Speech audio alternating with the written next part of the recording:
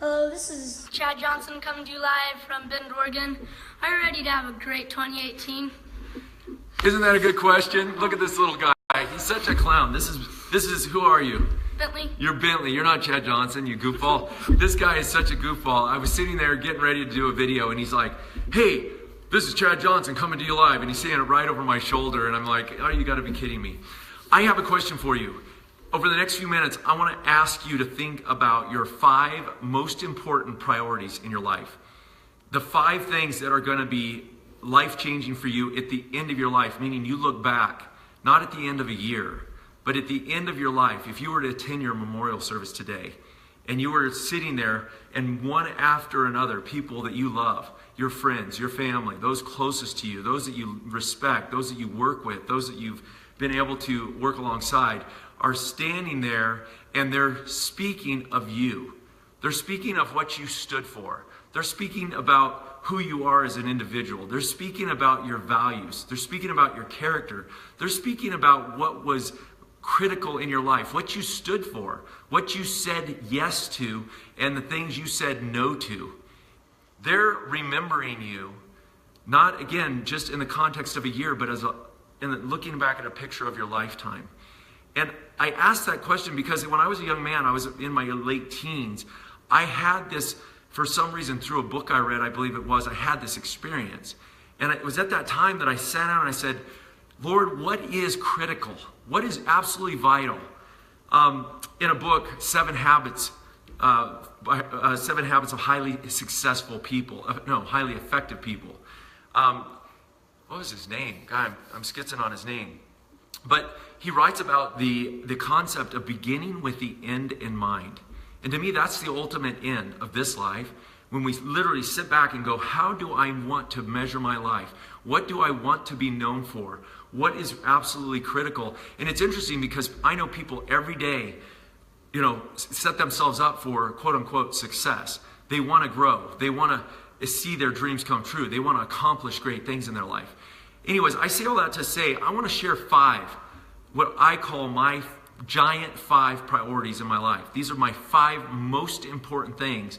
And these are the things that literally, when I get to the end of a year, I get to the end of a day, end of a week, end of a month, end of a quarter, I'm looking back over my life and I'm saying, hey, these are the 5 things that are critical for me and the things that I need to be thinking about and evaluating my life. The first one is my faith. And I talk about my faith quite often, but to me, these are what I call my giant 5. Okay?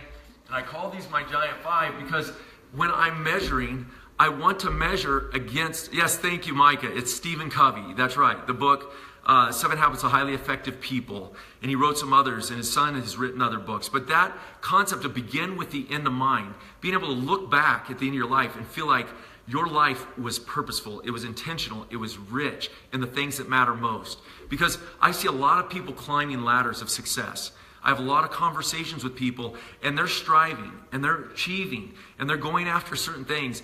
And there's a part of me that's breaking in my heart inside because I see the ladder that it's leaning up against, and I see along the way that when they get to the tip of that ladder, I think they're going to find a whole lot of disappointment and a lot of discouragement and a lot of sadness unless they're really truly filtering their goals and their dreams and their ambitions through a lens of what's truly important. So I want to talk to you about my giant 5. And if you know me very much at all, you know there's something I talk about, but hopefully if you know me close, you'll know that this is really real for me, that I literally make the decisions in my life based on, am I being true to these? The first one is my relationship with the Lord Jesus Christ, my faith. It's so foundational.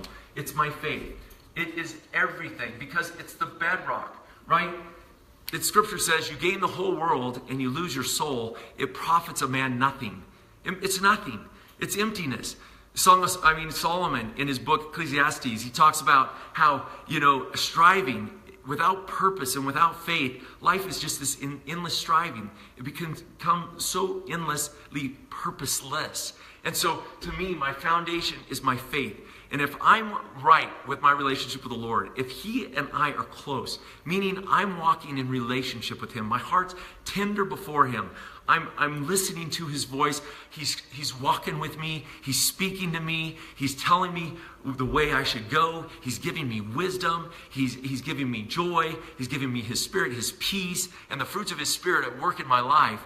He's given me a victory over the sin or the temptation or the trial or the test. Then I am at a place where I can be effective in other areas of my life. If I'm not solid in my faith, if I'm not in relationship with him, and in fact, if I'm hard-hearted or I'm rebellion or I'm not in a place of strength in my faith, then everything else after this suffers. And what's interesting is a lot of people don't start with faith. We start with career, or we call it success, or we call it money, or maybe for some it's fame or it's power. I don't know what it is. The world has all sorts of things that we can idealize as being, hey, this is really, really a big deal. But at the end of the day, faith is the first priority for me. It's my giant number one. And if something's not right in my life, I know where to go. I literally go back to, hey, am I at a place where I need to be in a relationship, where I'm walking in intimacy with God and his power is moving through me? Because if it is, I'm rock solid. I can take any challenge. I can take any disappointment. I can go through life with my chin up, my eyes looking forward, with joy in my heart, with peace that passes all understanding. I mean, these are the things that are rich and real for me. So faith is my number one. I would ask you today, what's your number one? What's your number one? And be honest with yourself. If it's not your faith, it's something else. We all have a number one.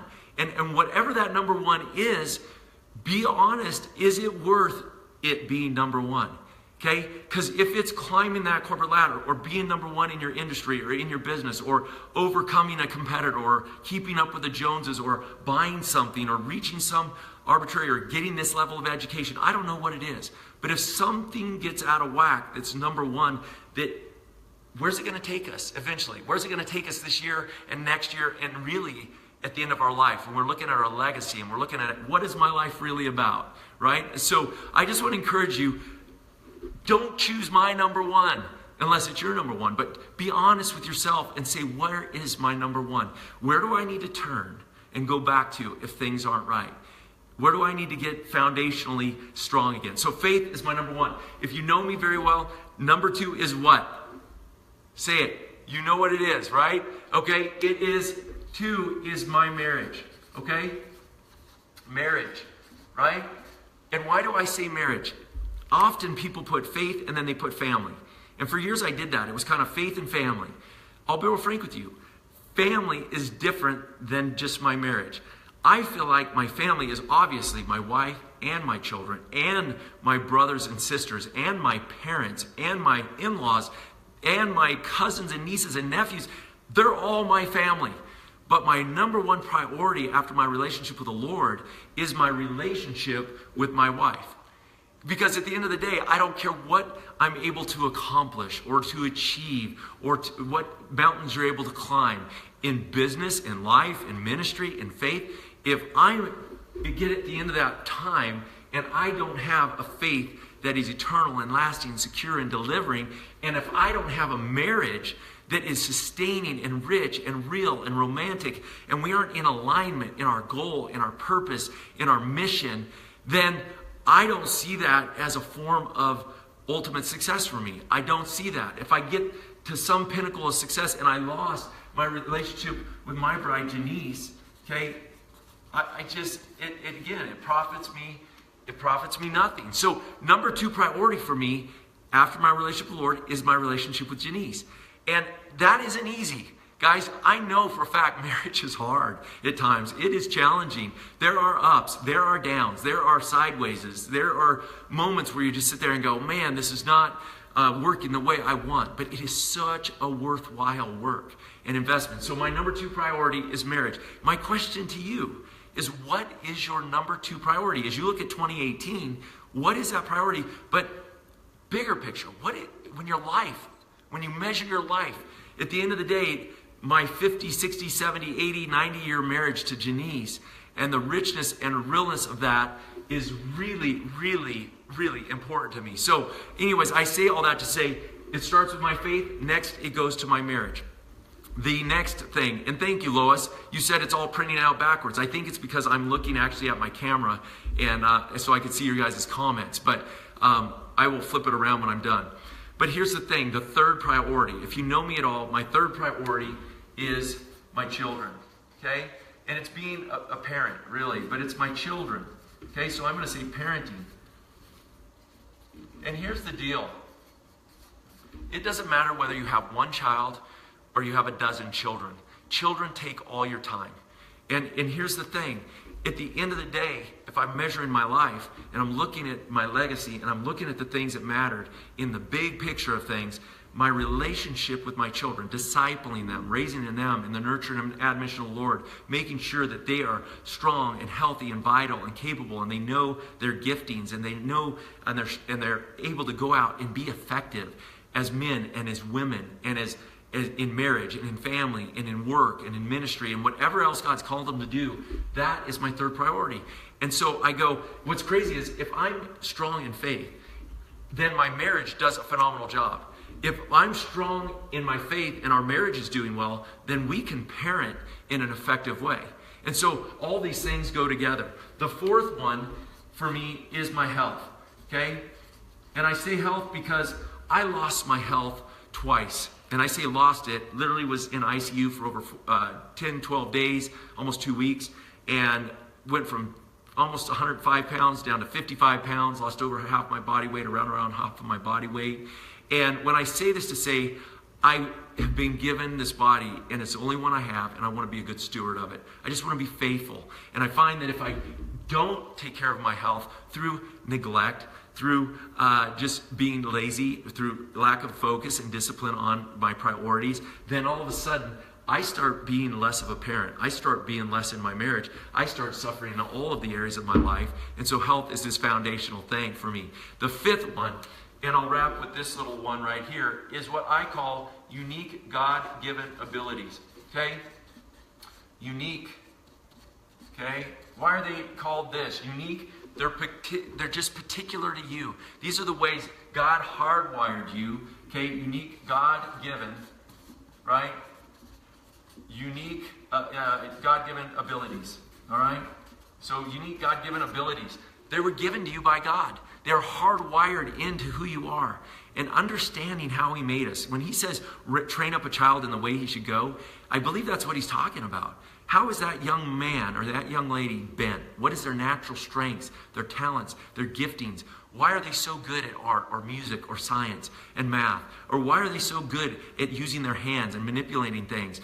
I'll tell you what, one of the greatest things I see happen with the entrepreneurs that we coach at Strategic Coach is seeing them come alive to their unique abilities, their God-given gifts, the way that they're made, and understanding how that's going to show up in the way that they serve, in the way that they earn, in the way that they minister. And so this whole concept of unique ability and being faithful to that, not trying to be someone else, but being really great with who you are and who God made you to be. And so that is a phenomenal, for me, these are what I call my giant five. Because I go, if I'm faithful in my relationship with the Lord, if I'm faithful and have a sweet, rockin', solid, hot, wonderful marriage, if I have a relationship with each one of my children that's growing them and it's dynamic, and again, this becomes family here, right? My children, but also my loved one, my parents, my siblings, my cousins, my nieces, my nephews. Taking care of health, it's a huge priority. And then working in that area of God-given gift and unique ability, if I'm true to those things, out of that, okay, and I don't know that you can see this lower part, but what's crazy is out of that space comes opportunity to earn, to serve, okay, and to minister. Minister. And what do I mean by those things?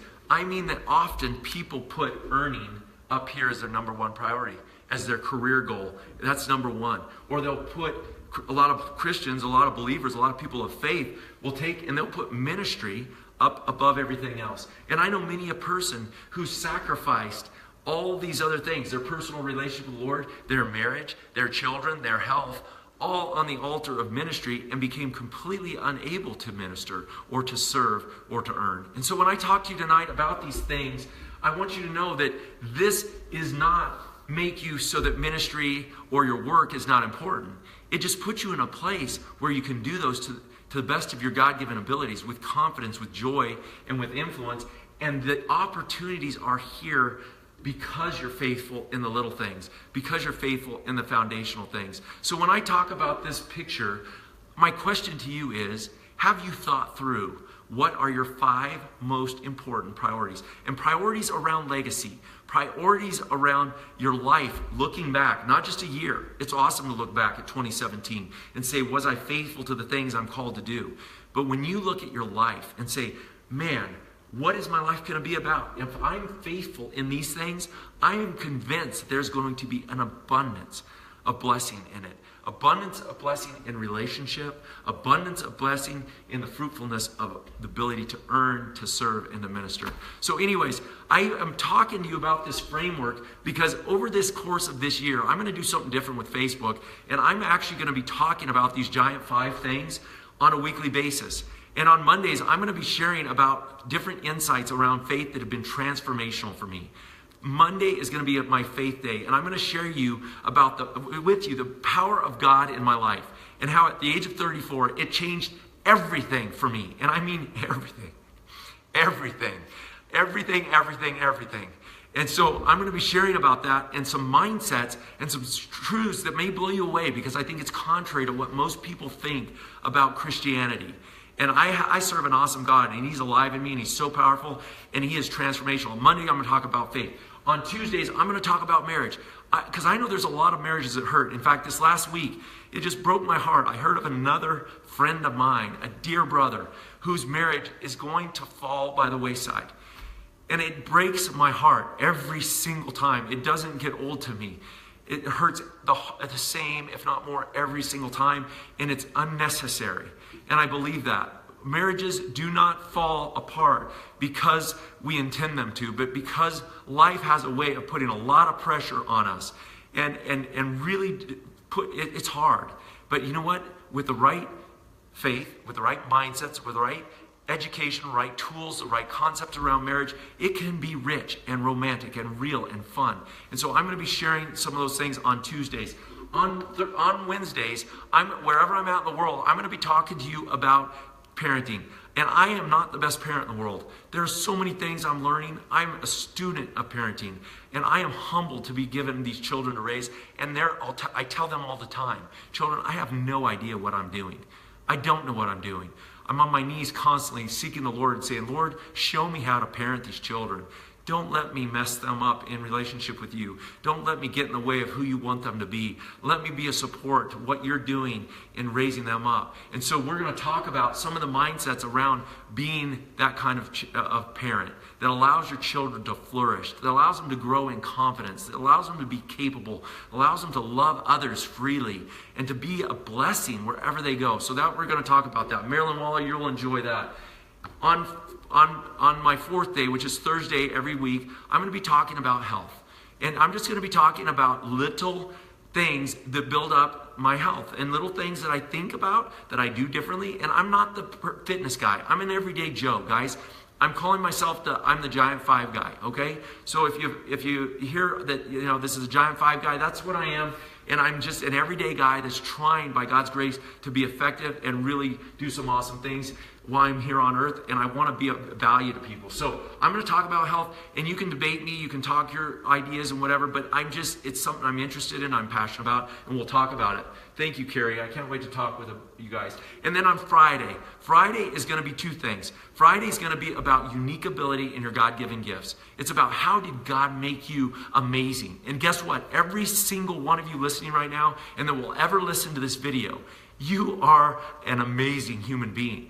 You have no idea, I don't think, how awesome you are.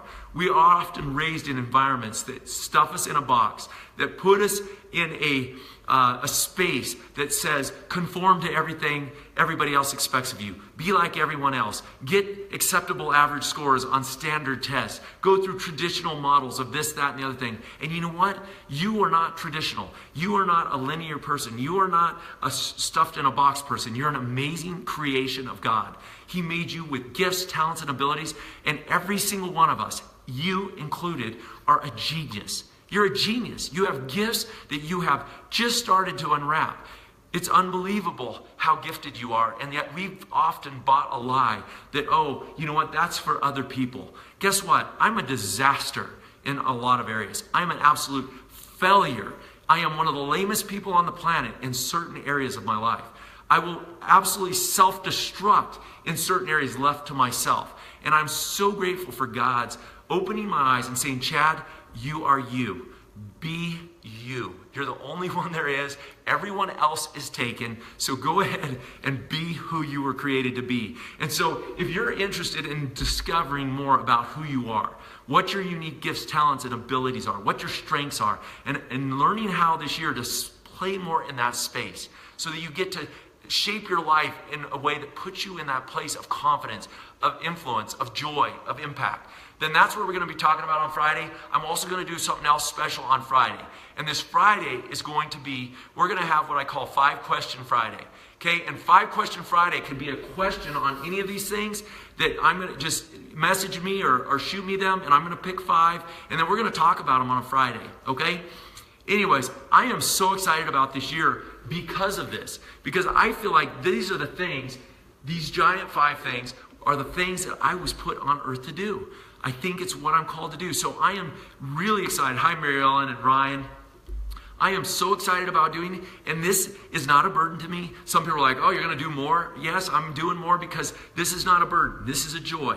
This is where I get energy, and we'll talk about that in unique God-given gifts and abilities. But I can't wait for 2018. It's here.